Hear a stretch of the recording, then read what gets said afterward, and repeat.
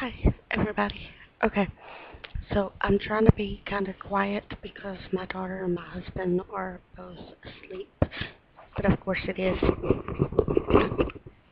uh, midnight 30 almost. Um, well, here's the update. Tomorrow is my religion's 100, the first exam. It is on Hinduism. Um, um, History, formation, and beliefs of Hinduism. It's supposed to be pretty simple. He said he gave us a test review, and what that is going to do is just basically, he said everything that is on the test will be on this test review. All we've got to do is remember it. Um, so the word Om, also spelled Aum, is the Hindu sacred sound. It's considered the greatest of all mantras. Mantras. It's composed of three sounds: hmm, aum, and the symbol's threefold nature is central to its meaning. It represents several important triads: the three worlds, earth, atmosphere, and heaven. The three major Hindu gods, Brahma, Vishnu, and Shiva. The three sacred Vedic scriptures, which is Rig, Rajur, and Sama. Rajur and Sama are the ones that's going to be kind of hard for me to remember, but once I see them on the test, because it's all going to be multiple choice, then I think I'll remember it, be able to remember it. Embodies the essence of the entire universe. It is the most sacred sound. It's the root of the universe and everything that exists, and it continues to hold everything together. Um, the Hindu religion has no claims to a single founder, no single creed, no specific teacher or prophet, no single holy book that is universally accepted by the followers. Hindu refers to a people, not a religion.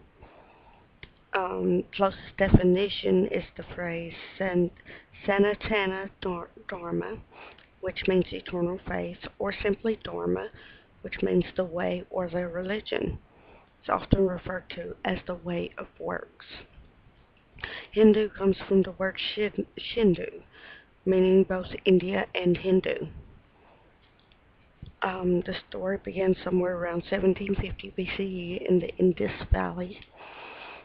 Um, the valley was inhabited since around 3000 BC by very sophisticated urban people.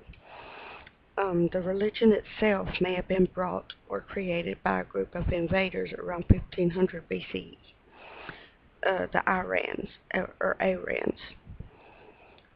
Um,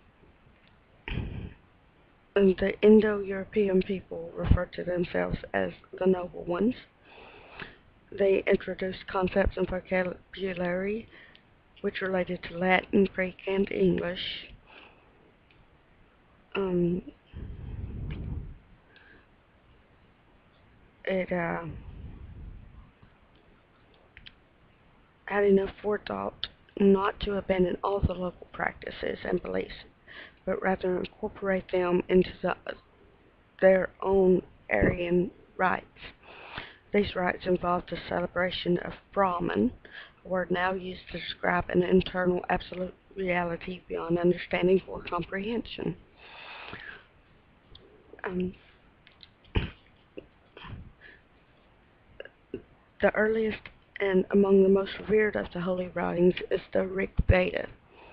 It was developed between 1500 and 1200 BCE. There are 1028 hymns in the Rig Veda.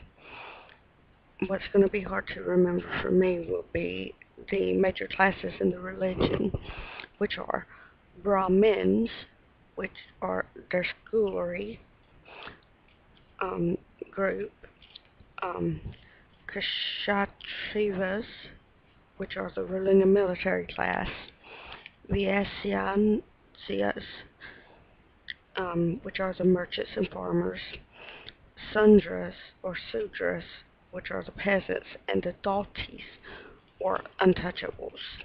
And those are the ones that's assigned to the most menial of jobs, like they're the cremators. That's one of their jobs, anyways. Okay, try to make this quick. Brahma is a specific creator god. Brahman is a Hindu term for the ultimate reality. Hindu beliefs are Dharma and Moksha. Dharma is to sustain or the truth, righteousness, duty, law, and justice. Moksha literally means liberation from the cycle of life and death. The Vedas, authoritative and divinely inspired teachings. Brahman, or the absolute. Brahman may be reached through many different paths. What is commonly considered to be reality, this physical world, is actually temporal, illusionary, and capable of concealing the divine truths. Um, uh, Doctrine of karma. Yes, the Hindu are the ones that believe in karma, which I guess I may be part Hindu because I believe in karma. Um, Karma ensures full accountability for every thought, action, and word. Doctrine of reincarnation. It holds that one is trapped by the cycle of life and death until one attains true realization. A devotee may embrace any number of revealed forms of the Absolute. Family life and social interaction are marked by four stages: student, householder, seeker, and ascetic. Life has four goals: righteousness, earthly prosperity and success, pleasure, and spiritual liberation. Deities. Brahma is the absolute. We have established that. Shiva is the ultimate, and usually depicted with four arms and surrounded by fire. Shiva is the creative force and the idea of destruction. Um, Hindus don't agree on many things. There are some common threads. Most agree that life is hard, full of suffering, and once this life is over, you'll be recycled or reincarnated. Um, they agree on ritual obligations.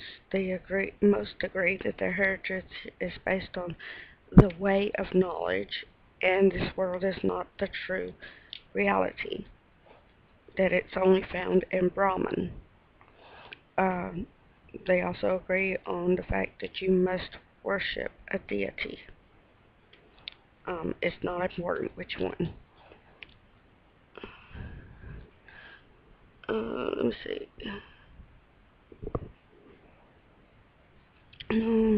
Where am I? Okay.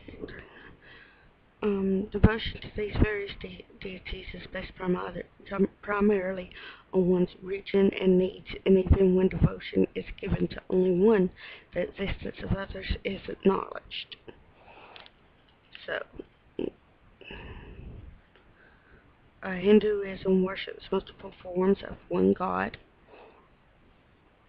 According to the tenets of Hinduism, God is one as well as many. One of the most recognizable items in Hinduism is the bindi, which is the red mark that you see women wearing right there.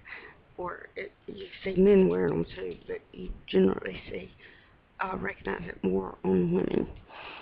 Um, the bindi is a way of insinuating the third eye, the three eyes of Lord Shiva, which is also called the three-eyed Lord, having sun as his right eye, moon is his left, and fire is his third, the one in between.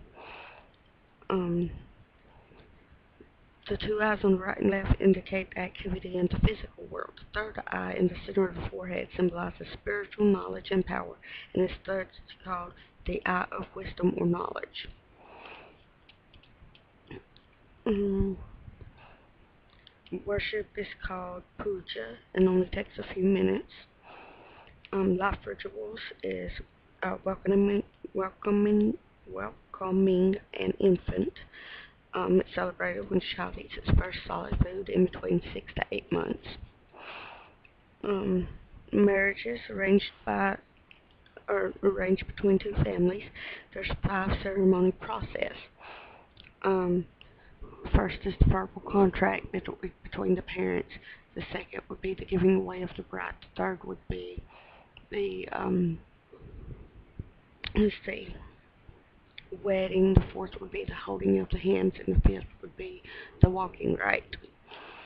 Funerals or um, cremation. It's known as Nukhagni or Hackney. I don't remember what it's called. A predetermined number of days for mourning determined by the caste. Ceremony known as Shraddha marks the end of the family's mourning period as they recognize the soul's journey to its next stage. The word Veda means knowledge or wisdom. The Vedas are the earliest Hindu texts. They were composed and performed early for several centuries, generally believed to be from 1500 BCE to 1200 BCE. There is no one Hinduism, and so it lacks any unified system of beliefs or ideas. Dharma means ethnic or duties. Samsara is rebirth. Karma is right action. Moksha is liberation from the cycle of samsara. It also believes in truth, honesty, nonviolence, celibacy, cleanliness, contentment, prayers, austerity, perseverance, penance, and pious company. Um, Today, about 1 billion followers. Hinduism is the third largest religion in the world. That'll be it. I will let y'all know how the test goes. Um, any questions? Ask me. I'll see if I have the answer or if I can even find it in my religions book. Comments up for it, advice up for it. Thanks. Everybody have a good night. Peace.